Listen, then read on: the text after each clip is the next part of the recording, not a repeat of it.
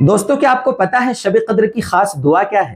شب قدر میں تو ویسے بہت سی عبادتیں ہم کرتے ہیں، صلاۃ التسبیح کا اہتمام بھی ہوتا ہے، الحمدللہ تلاوت قرآن کا اہتمام بھی ہوتا ہے، تسبیحات کا اہتمام بھی ہوتا ہے، ہم نفل نمازیں بھی پڑھتے ہیں، بلکہ ہم تو تاکید کرتے ہیں کہ قضاء عمری پڑھیں۔ اگر اللہ آپ کو توفیق دے رہا ہے، اللہ نے اپنے پاک گھر میں بلایا ہے، تو آپ صلاۃ التسبیح پڑھیں، آپ علماء کے بیانات سنیں، آپ وہاں پر مسجد میں بیٹھ کر ذکر، تسبیح، استغفار، تلاوت قرآن جو بھی ہے آپ کریں، تنہائی میں، یکسوئی میں اللہ تعالیٰ سے دل لگائیں، اپنے گناہوں کی اللہ سے معافی مانگیں۔ یہ سب تو آپ کرتے ہی ہیں، کرنا چاہیے یقیناً۔ شور شرابہ کرنا، یہاں وہاں بیٹھنا، گاڑیاں دوڑانا، پڑوسیوں کو ستانا، رات جاگنے کا مطلب یہ سمجھنا کہ بس رات جاگنا، عبادت کچھ نہیں کرنا، یہ سب غلط فہمیاں میرے دوستو۔ کچھ نہیں کر سکتے، عشاء کی نماز جماعت سے پڑھو، فجر کی نماز جماعت سے پڑھو، جا کے سو جاؤ، اللہ پوری رات عبادت کا ثواب دے گا، حدیث میں یہ مفہوم موجود ہے۔ لیکن مجھے جو بات آج عرض کرنی ہے کہ کیا اس رات کی کوئی خاص دعا بھی ہے، تو میں آپ کو حدیث سناؤں۔ ابن ماجہ کی روایت ہے،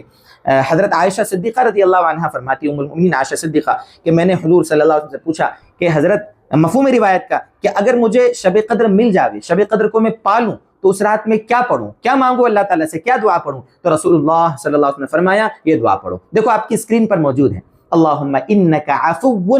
تحب العفو فاعف عنی، اللہم انک عفو، ساتھ میں آپ کریمن بھی بول سکتے ہو، عفو کریمن نہیں بولے تو بھی چلے گا، اللہم انک عفو تحب العفو فاعف عنی، صاف صاف پڑھیں۔ ترجمہ بڑا زبردست ہے اس کا، اے اللہ